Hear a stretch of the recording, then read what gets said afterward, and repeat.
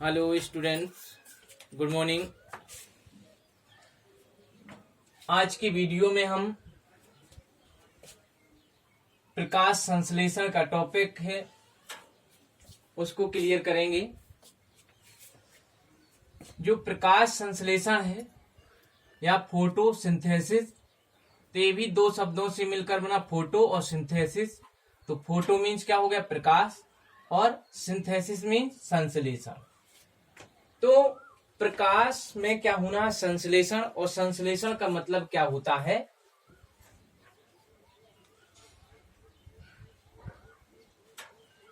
निर्माण। तो प्रकाश में क्या हो रहा है, प्रकाश की उपस्थिति में संश्लेषण होगा, किसी न किसी पदार्थ का क्या होगा, संश्लेषण का मतलब होता है निर्माण। तो आगे देखते हैं कि क्या है प्रकाश संश्लेषण। तो प्रकाश संश्लेषण किन में होता है, प्रकाश संश्लेषण की क्रिया होती है जो कौन होते हैं, हरे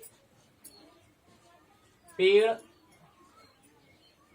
जो हरे पेड़ पौधे होते हैं उनमें क्या होती है, प्रकाश संश्लेषण की क्रिया होती है। तो ये बात समझ गए होंगे, जो हरे नहीं होते हैं उनमें प्रकाश संश्लेषण की क्रिया नहीं होती, तो हरे पौधों में भर होती है। अब आगे देखते हैं जो फोटोसिंथेसिस है। तो प्रकाश संश्लेषण है वो क्या है, एक जैव रासायनिक अभिक्रिया है।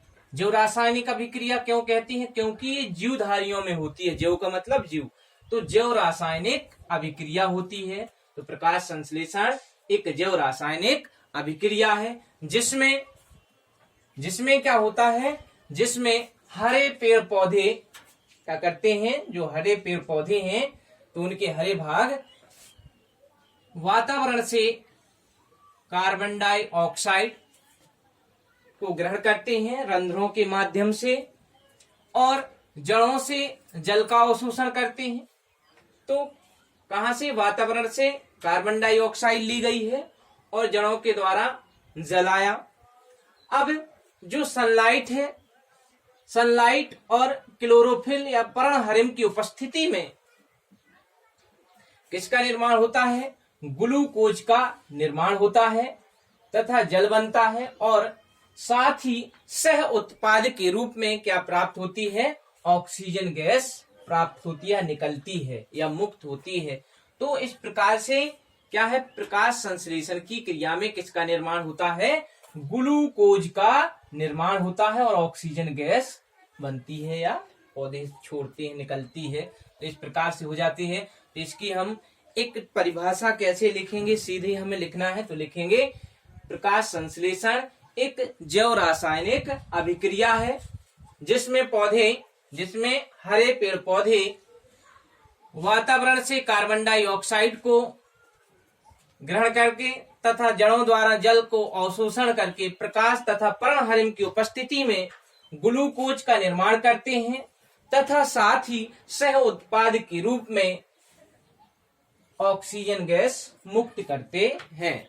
तो ये हो जाती है इसकी परिभाषा है। परिभाषा के बाद हमें ये सूत्र लिख देना है जिसमें आपके ये हो जाती हैं। तो ये सूत्र लिख जाएगा। फिर इसके बाद अगली आ जाती है क्या, मैकेनिज्म ऑफ फोटोसिंथेसिस या प्रकाश संश्लेषण की क्रिया विधि। जो ये क्रिया होती है प्रकाश संश्लेषण की, उसकी क्रिया विधि किस प्रकार से होती है, तो इसको समझना है हमें किस प्रकार से होती है। तो जो प्रकाश संश्लेषण की क्रिया विधि है, प्रकाश संश्लेषण की क्रिया विधि दो अभिक्रियाओं में क्या होती है, पूर्ण होती है। वो अभिक्रियाएं कौन कौन सी होती हैं, तो वो अभिक्रियाएं हैं प्रकाश रासायनिक अभिक्रिया, फोटो केमिकल रिएक्शन, दूसरी कौन सी है, अप्रकाशिक अभिक्रिया या डार्क रिएक्शन होती है। तो प्रकाश संश्लेषण की क्रिया विधि दो अभिक्रियाओं में पूर्ण होती हैं। जो अभिक्रिया है प्रकाश रासायनिक अभिक्रिया और अप्रकाशिक अभिक्रिया। तो अब हम इनको एक एक करके समझते हैं कि जो प्रकाश रासायनिक अभिक्रिया वो क्या है। तो यहां देखते हैं कि ये प्रकाश रासायनिक अभिक्रिया हो जाती है। तो प्रकाश रासायनिक अभिक्रिया में हमें दो तीन मुख्य बातें याद रखनी है। जो प्रकाश रासायनिक अभिक्रिया है वो किसकी उपस्थिति में होती है, प्रकाश की उपस्थिति में। अर्थात प्रकाश रासायनिक अभिक्रिया को किसकी आवश्यकता होती है? प्रकाश की आवश्यकता होती है। अगर प्रकाश नहीं होगा तो यह अभिक्रिया नहीं हो पाएगी। अब बात आ जाती है, दूसरा है यह अभिक्रिया हरित लवक के ग्रेना में होती है। तो हरित लवक के कहां पर होती है? ग्रेना में होती है। तो हरित लवक में ग्रेना कौन सा होता है? तो जैसे कि हरित लवक अगर देखें तो उसमें क्या होते हैं, सिक्कों के समान कुछ संरचना होती है, पटलिकाओं द्वारा जुड़े होते हैं और इसमें एक द्रव भरा रहता है। तो जो ये होते हैं पूरे एक को थाइलेकोइड कहते हैं, पूरे ढेर को जो सिक्कों के समान ढेर है उसे क्या कहते हैं? ग्रेना। तो ये ग्रेना में क्या होती है? इनमें होती है रासायनिक, वो जो प्रकाश रासायनिक अभिक्रिया है किसमें होती है? ग्रेना में। और स्ट्रोमा एक कहलाता है, इसमें जो द्रव भरा है। तो दोनों बातें समझ गए होंगे, ग्रेना और स्ट्रोमा, क्योंकि स्ट्रोमा भी अप्रकाशीय अभिक्रिया में आएगी। तो ये सिक्कों के समान जो संरचनाएं होती है वो क्या है? ग्रेना, और जो इसमें द्रव भरा रहता है वो क्या होता है? स्ट्रोमा। तो ये बात भी जान गए होंगे आप। अब आगे चलते हैं कि जो प्रकाश रासायनिक अभिक्रिया है उसकी खोज किसने की थी? रॉबिन हिल नामक वैज्ञानिक ने प्रकाश रासायनिक अभिक्रिया की खोज की थी। इसलिए इस अभिक्रिया को क्या कहते हैं? हिल अभिक्रिया भी कहते हैं। तो ये तीन बातें याद रखनी है कि जो प्रकाश रासायनिक अभिक्रिया वो प्रकाश की उपस्थिति में होती है और यह अभिक्रिया हरित लवक के ग्रेना भाग में संपन्न होती है और इसकी खोज जो है रॉबिन हिल नामक वैज्ञानिक ने की थी। इसीलिए इस अभिक्रिया को हिल अभिक्रिया भी कहते हैं। अब जो ये अभिक्रिया है तो प्रकाश रासायनिक अभिक्रिया निम्नलिखित बिंदुओं में पूर्ण होती है। निम्नलिखित बिंदुओं में पूर्ण होती है। तो पहला बिंदु है, तो पहला बिंदु क्या है? जैसे कि पौधे, हरे पौधे होते हैं तो हरे पौधों की कोशिकाओं में उपस्थित क्लोरोफिल के अणु क्या होते हैं? किसके? क्लोरोफिल या पर्णहरिम के अणु प्रकाश ऊर्जा को ग्रहण करते हैं। किसको ग्रहण करते हैं? प्रकाश ऊर्जा को ग्रहण करते हैं और क्लोरोफिल के अणु क्या हो जाते हैं?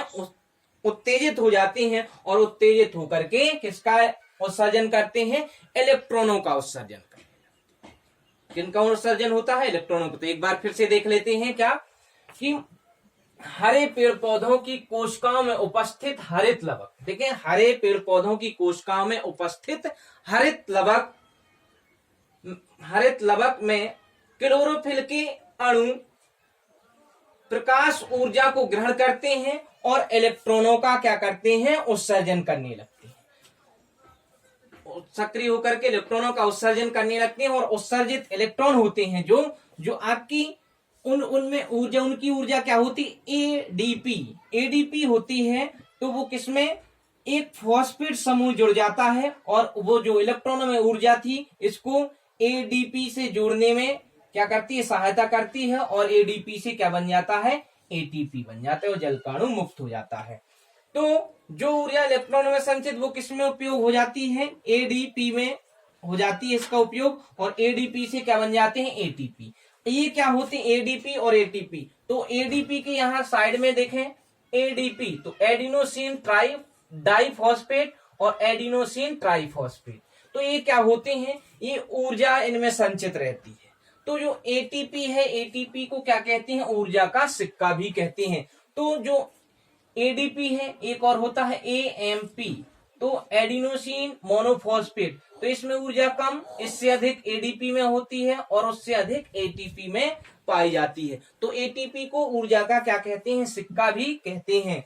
तो जो एटीपी बन जाती है और एटीपी बनने के बाद ये क्या हो जाते हैं? संचित हो जाती है। एटीपी बने और क्या हो गए? संचित हो गए। किसके लिए संचित हो जाते हैं? ये अप्रकाशीय अभिक्रिया के लिए।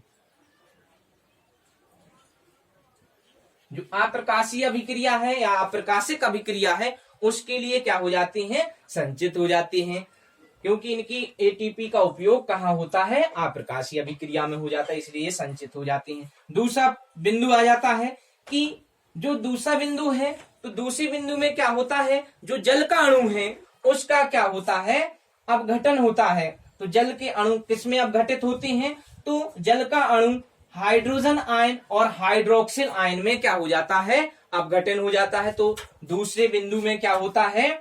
दूसरे बिंदु में आपका है कि जो जल का अणु है वो हाइड्रोजन आयन और हाइड्रोक्सिल आयन में क्या हो जाता है, अपघटित हो जाता है। तो दो बिंदु हो जाती हैं क्लियर।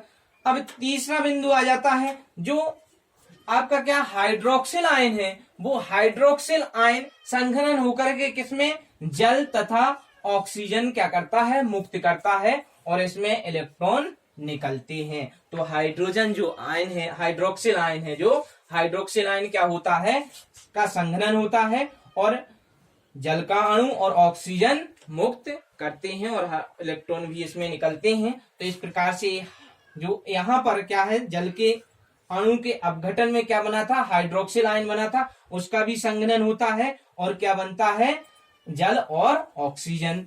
अब इसके बाद आ जाते हैं, क्या बचा, जो हाइड्रोजन जब अपघटन, जिसका अपघटन हुआ था जल का, तो इसमें हाइड्रोजन आयन भी बने थे।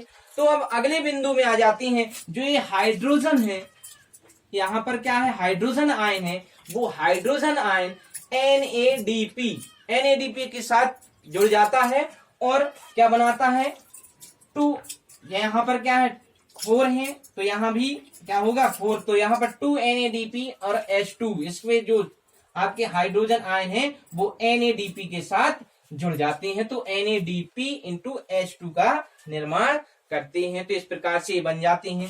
तो ये 4 पॉइंट होते हैं किसके, प्रकाशीय अभिक्रिया के। 4 बिंदुओं में ये पूर्ण हो जाती है। तो चारों बिंदुओं के एक बार जल्दी से फिर से समझ लेंगे कि जो पहला बिंदु क्या है, इसमें इतना ध्यान देना है कि ADP से क्या बनता है, ATP बनता है। दूसरे बिंदु में क्या होता है, जो जल का अणु है वो किसमें अपघटित होता है, हाइड्रोजन आयन में और हाइड्रोक्सिल आयन में। अब जो हाइड्रोक्सिल आयन है उसका भी संघनन होता है जल में और ऑक्सीजन में। और तीसरे बिंदु में जो अब हाइड्रोजन आयन है वो किसमें, हाइड्रोजन आयन किसके साथ, NADP के साथ जुड़ करके NADP इंटू H2 बनाते हैं। और ए भी किसमें संचित हो जाते, ए भी संचित हो जाते हैं किसके लिए, अप्रकाशीय अभिक्रिया के लिए। तो ये हो जाती है कौन सी, प्रकाशीय अभिक्रिया। इसके बाद अब आ जाती है दूसरी है अप्रकाशिक अभिक्रिया या अप्रकाशीय अभिक्रिया। तो इसके नाम से ही हो रहा है अप्रकाशीय। तो ये अभिक्रिया किसमें होती है, प्रकाश की आवश्यकता नहीं होती है। तो मतलब है कि अप्रकाशीय अभिक्रिया को प्रकाश की आवश्यकता नहीं होती है। तो प्रकाश की आवश्यकता नहीं होती है तो इसको इंग्लिश में डार्क रिएक्शन भी कहते हैं। क्या कहते हैं, डार्क रिएक्शन। तो डार्क रिएक्शन का ऐसा मतलब नहीं है, कुछ स्टूडेंट्स ये सोचने लगते हैं कि तो ये रात में होती है। तो रात में नहीं होती है, दिन में ही उसी के साथ ही क्रिया होती है। तो इसमें क्या है, पहला प्रकाश की आवश्यकता नहीं होती है, हरित लवक के स्ट्रोमा में होती है। जो अप्रकाशिक अभिक्रिया है वो कहां पर, हरित लवक के स्ट्रोमा में। जो बताया था अभी कि जो हरित लवक में द्रव भरा रहता है उसे क्या कहते हैं, स्ट्रोमा कहते हैं। तो वहां पर होती है और इसको डार्क रिएक्शन भी कहती है। अब जो अप्रकाशिक अभिक्रिया है वो क्या होती है, इसमें 3 प्रकार होती है, केल्विन बेंसन चक्र या C3 पथ, हेसलेक चक्र या C4 पथ, एक होती है केम चक्र क्रेसोलिशियन एसिड मेटाबॉलिज्म। तो ये अप्रकाशीय अभिक्रिया कितने में होती है, 3 में होती है। लेकिन हमें पहले इस वीडियो में हम सिर्फ कौन पढ़ेंगे, केल्विन बेंसन चक्र या C3 पथ का ही अध्ययन करेंगे। इनको अलग वीडियो में हम बनाएंगे। तो आगे आ जाते हैं, इसी को देखते हैं। तो इसका यहाँ वर्णन किया गया। तो कुछ बिंदु हुए जो किसमें, केल्विन बेंसन चक्र में शॉर्ट टर्म है जिनका उपयोग होता है RUBP को फुल फॉर्म क्या है, रेबुलोज 1,5 बाइफॉस्फेट होता है। अगला है PGA को क्या कहते हैं, फॉस्फोग्लिसरिक अम्ल, और PGAL फॉस्फोग्लिसरेल्डिहाइड। ये शॉर्ट टर्म है जिनका उपयोग किसमें होगा, केल्विन बेंसन चक्र इसमें होगा, या इसको केल्विन चक्र भी कहती हैं। तो इसमें उपयोग होगा। तो इसको देख लेते हैं। तो ये आपको पता है कि जो अप्रकाशीय अभिक्रिया होती है वो 3 अभिक्रियाओं में होती है या 3 बिंदुओं में होती है। पहला होता है कार्बोक्सिलीकरण, दूसरा है अपचयन और तीसरा है पुनर्उद्भवन। तो केल्विन बेंसन चक्र के भी कितने बिंदु हैं, 3 बिंदु हैं, कार्बोक्सिलीकरण, अपचयन और पुनरुद्भवन, या इनको अभिक्रियाएं भी कहते हैं कि उप अभिक्रियाओं में बांटा गया है। तो अब देखते हैं कि जो केल्विन बेंसन चक्र है उसमें क्या होता है, एक पदार्थ होता है जिसे हम RUBP कहते हैं। RUBP को क्या बताया गया है, रेबुलोज 1,5 बाइफॉस्फेट। तो जो रेबुलोज 1 5 बाइफॉस्फेट होता है वो क्या करता है कि जो कार्बन डाइऑक्साइड होता है उसको ग्रहण करता है और जल के साथ क्रिया करके कार्बोक्सिलीकरण करता है और क्या बनाता है, PgAl। तो क्या हुआ, जो RuBp है वो किसको ग्रहण करता है, CO2 को।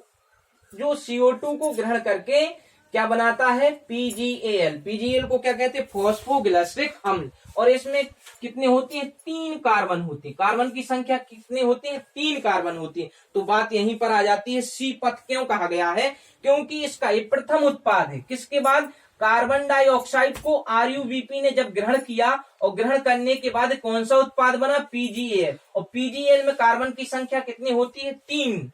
तो ये 3 कार्बन धारी है, इसलिए इसको C3 पथ भी कहते हैं। तो अब PgAl बन जाता है और एक क्रिया क्या कहलाती है, कार्बोक्सिलीकरण कहलाती है।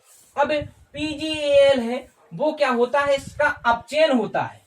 क्या होता है, अपचयन होता है। और अपचयन होना है तो इसमें क्या होती है, ऊर्जा की आवश्यकता होती है। जो ऊर्जा कहाँ, तो अब ऊर्जा कहाँ से मिलेगी इसे, तो आपको बताया गया था, जो प्रकाशीय अभिक्रिया हुई थी तो उसमें क्या बने थे, ATP और एक NAD/H2। तो उनका उपयोग यहाँ पर होता है। हमने पहले बताया था आपको कि जो ATP और NADP/H2 बनेंगे वो अप्रकाशीय में उपयोग होंगे, तो उनका उपयोग यहाँ होता है। तो ये ATP से फिर से क्या बन गए, ADP और NADP फिर से परिवर्तित हो जाते हैं। और PGA का अपचयन होता है और अपचयन होकर के किसमें बनाता, PgAl। PgAl को क्या कहते हैं, फॉस्फोग्लिसरैल्डिहाइड कहते हैं। और ए क्या होता है, इसको हम दूसरे ट्रायोज फॉस्फेट भी कहते हैं। तो ट्रायोज फॉस्फेट बन जाता है। तो ट्रायोज फॉस्फेट के जब 2 अणु मिल जाते हैं तो ग्लूकोज का 1 अणु का निर्माण हो जाता है।